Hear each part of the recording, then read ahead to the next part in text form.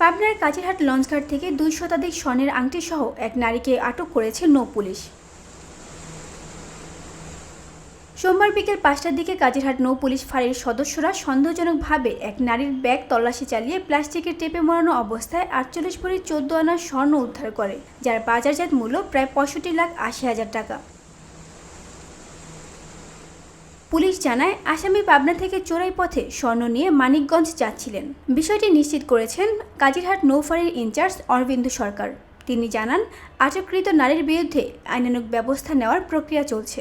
নৌ টহলের অংশ হিসেবে কাজিরহাট লঞ্চঘাটের পল্টনে অবস্থান করাকালীন আমাদের কাছে একজন মহিলার গতিবিধি সন্দেহজনক।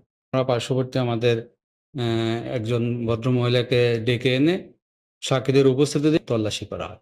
2টি প্যাকেটের মধ্যে 200 পিস স্বর্ণের আংটি পাওয়া যায়।